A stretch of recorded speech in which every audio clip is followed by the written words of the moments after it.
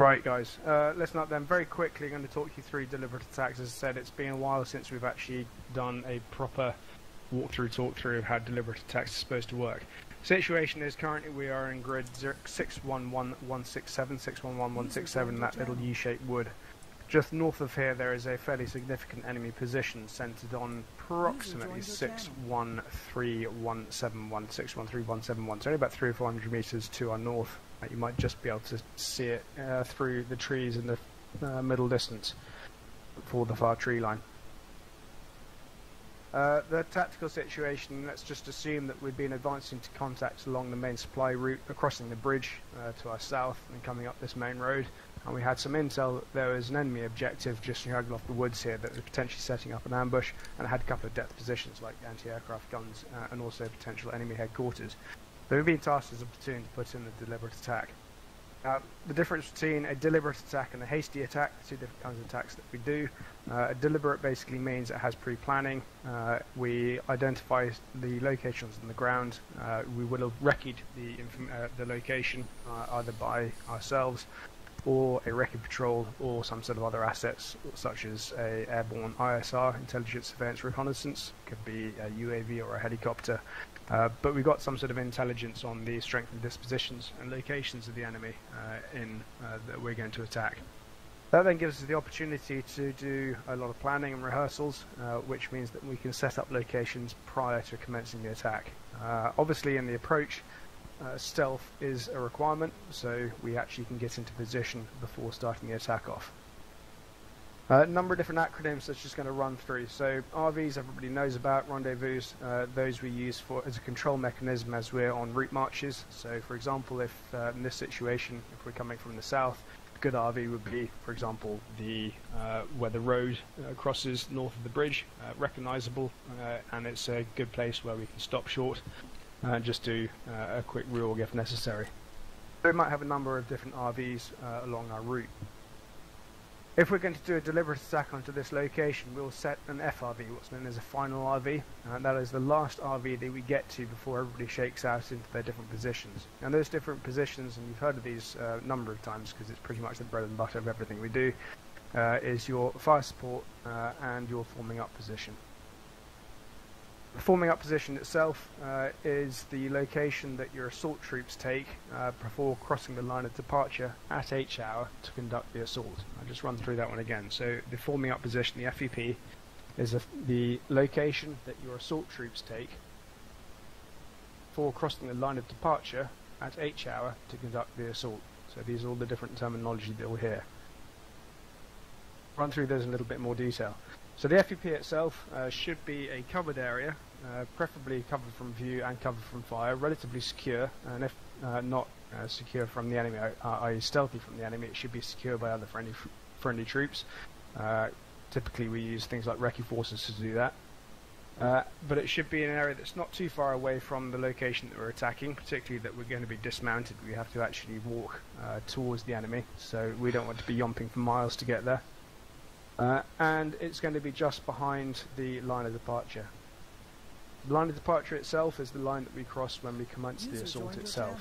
So as we cross that on H hour, which is the time when the assault starts, then all sorts of other stuff happens as well. So it's a coordinating measure, and you'll see it in your coordinating instructions in the op order. H hour itself is the time when the assault is due to commence. Preferably during deliberate attacks we try and fix this one, because then everybody else in the battle space can coordinate around that. Whether that's going to be your fire support group commencing their fire support, it could be artillery and mortars putting in offensive support, it could be somebody else doing a descent move or a diversionary attack somewhere else in the battlefield. And you'll hear things like H-1, H+1, that kind of thing. H-1 being 1 minute before H hour, H+1 being 1 minute after H hour. So a typical thing you'd get, for example, is mortars neutralising a target with HE in smoke for 2 minutes prior to H hour, i.e. that's softening up the target for our attack, and that would be mortars from H-2. H hour then, as called by the commander, as we cross the line of departure, commence our assault, fire support goes in. You heard me mentioning the fire support group. They will be at a location, ideally in the best planning possible, 90 degrees to the direction that we're advancing towards the enemy. which then enables them to maintain fire support right up until the last safe moment when they're actually on the position fighting through. The actual fight through it happens is just the same as any other platoon attack that we do. So obviously with a fire support group you can just fire and manoeuvre towards the enemy, clear through the position, core position clear, reorg the far side, and if there's any depth positions then you start putting fire down on that one and we roll through as a platoon, same as normal. So not going to go through that in too much detail, your sections can cover it a little bit later if they want to. So looking at the maps then, well, before I ask everybody questions about what I've just covered, what we're going to be doing is just talking through, looking at the map, a suitable location for RV, a final RV, an FUP, a fire support group, and an ERV, an emergency RV. If all goes horribly wrong, we lose communication somewhere that we can fall back to. So I'll be eliciting those locations from people. Don't all shout out at once, I'll ask you first. First thing I'll do though is mark the enemy position on the map. So let's assume that square on the map in grid 613172 is an enemy position that we've been tasked with assaulting. Our direction of approach is from the south, moving north along the road, and we have set up a RV, or final RV, at this location. Hold on. With the black circle, you can just see it in 610166. That's 610166, just southwest of where we are now. Having got to that final RV, that's where we're going to split off our fire support group to go to their location, and the assault troops are going to move to the final forming up position, the FUP, which would be preferably marked by recce. Who can tell me where they think a good fire support location would be given where we're assaulting? And I say don't all shout out at once, we will pick somebody. Have a look at the map, think about it.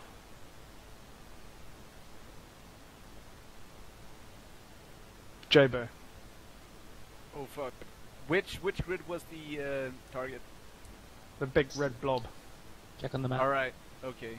So I guess if we want to have support by the woods coming up from the west, then a good fire support position could be in the green area to the south, maybe?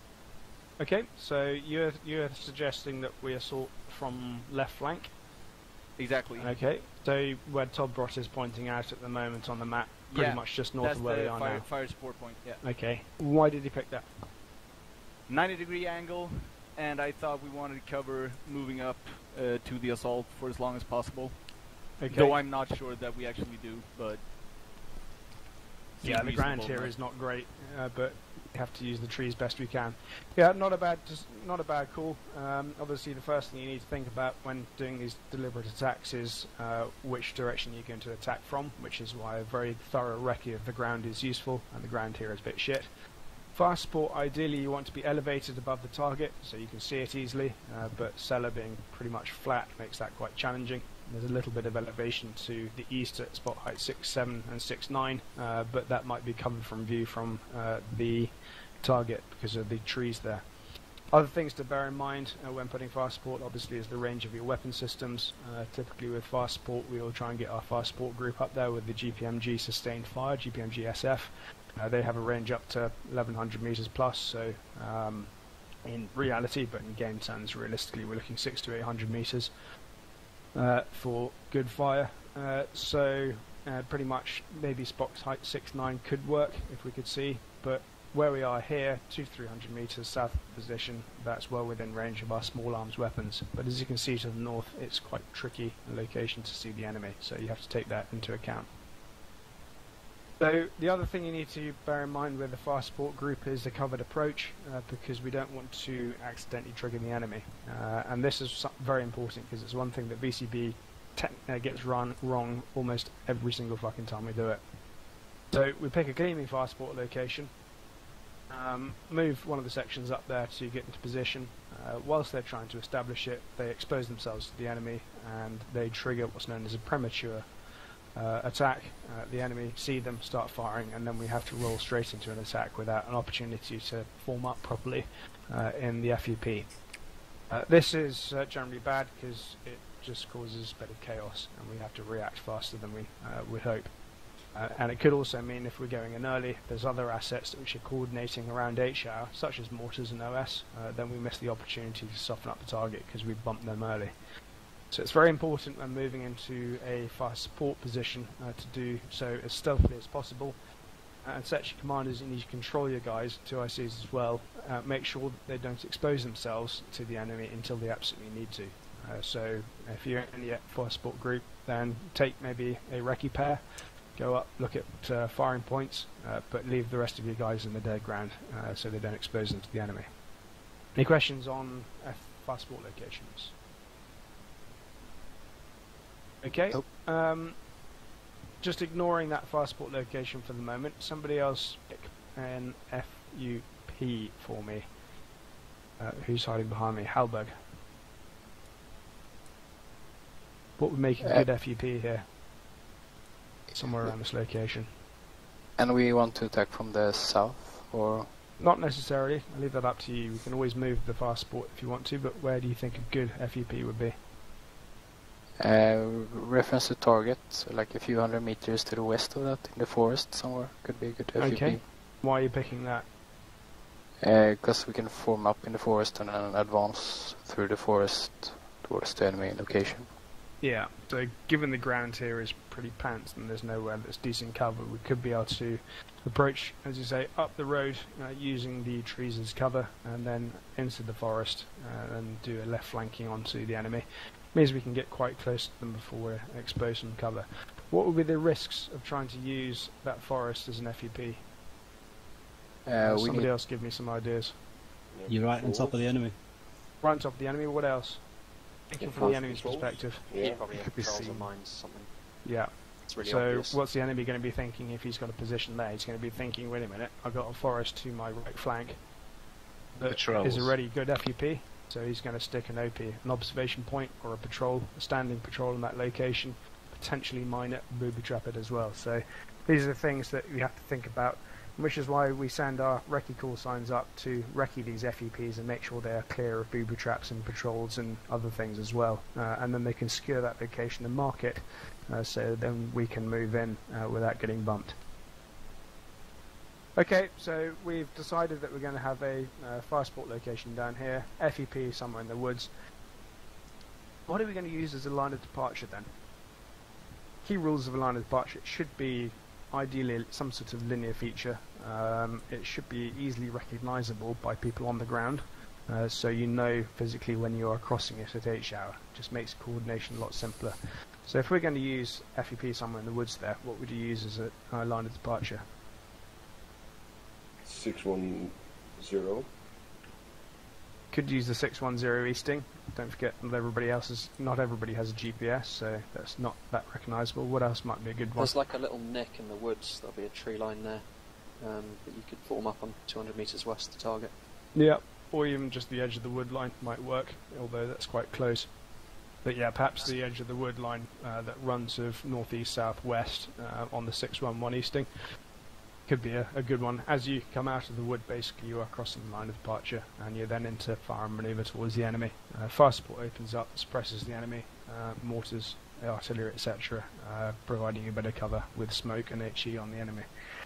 So, as I said, we've got fire support in location, you've got your line of departure which you cross at H-hour, that coordinates all the other things that you need to do onto that position, and then you smash through it. As normal then, you reorg off the position and then we crack on with the advanced contacts onto any others that have been identified by recce for us to continue deliberate attacks. Final thing to mention is ERVs, emergency RVs, and that's any good commander should nominate one, and that's just a fallback location that if all goes wrong, for example if your FUP is compromised and you have to fall back from that to rejig with the rest of the platoon, and you lose communications, then worst case you just fall back to that ERV. So from here I'll probably choose something like the bridge crossing the river, because it's easily recognisable, everybody knows it where it is. Even if you're a lone rifleman out in your Todd and you boss your entire section, you know you just got to head south until you hit the river, and then turn right or left and you'll get to the bridge eventually, but you should be able to find the rest of us. So that's a very quick whirlwind through the main points of a deliberate attack. Anybody got any questions on anything I've mentioned so far? When you head to the ERV, you should not use the road, right? Say again, speak up a bit, missed that. So when you go to the ERV, in this case, should you use the road or just take a beeline straight for the south? I would just take a beeline move. Obviously, if you're going to be on your Todd, I'd move tactically. The whole situation's gone a bit Pete Tong. Just patrol down there with whoever you've got near you and then take up position. And go into all-round defence and wait with the rest of the platoon. It's rare that we'll have to use them in VCB, but I will normally try and identify an ERV in case shit goes wrong. Quite often it's also towards that location that we'll set up the casualty collection point as well, with fluff to deal with any casualties. So that's a deliberate attack. And so the key difference with deliberate attack versus hasty is that it will have been recce'd by either ourselves or some sort of recce force. We know where the enemy is, we have an opportunity to do planning, we can actually deliberately move into a fire support location and the assault troops into an FUP, and then we can coordinate various fun things to happen at 8 hour. The ideal is that you use the element of surprise to smash the enemy and neutralise them before they have an opportunity to know that you're even there. Just a quick one, and hasty attacks basically follows exactly the same format. The difference is that you're not pre-planned, and hasty attacks is pretty much what we do in VCB 99% of the time, because we don't have the opportunity to recce, because we don't have recce call signs, and we don't do pre-recces of the targets. So hasty attack, basically you still have an FUP, you still have a fire support group, you still have a line of departure, you still set an H hour, it's just done on the fly, so you don't have those locations marked by recce, and you take a lot more risk that the enemy might also be in that location, so we have to react as we go. Game terms, a little bit more dynamic, a little bit more fun. Deliberate attacks can be quite steady. However, the important thing is that you remember the language, which is, just a quick recap, RVs, rendezvous, final RV, the location you get to where everybody splits off to their different assignments. Forming up position, the location that the assault troops move into before crossing the line of departure at H hour. Line of departure itself, which is the line you cross at H hour. H hour is when the attack kicks off and fire support can open up. And then the fire support location, obviously where they sit, ideally at 90 degrees to the angle of attack. And then finally the limit of exploitation, one I haven't mentioned already, which is a control measure we use to say don't go any further than here. So if we're assaulting from here west to east across this position, I might set an LOE, limit of exploitation, at 616 easting, the next tree line along, just to prevent the platoon from getting carried away and exploiting too far to the east, and then losing coordination. You fight up there and then you stop, and then we reset and figure out what to do next.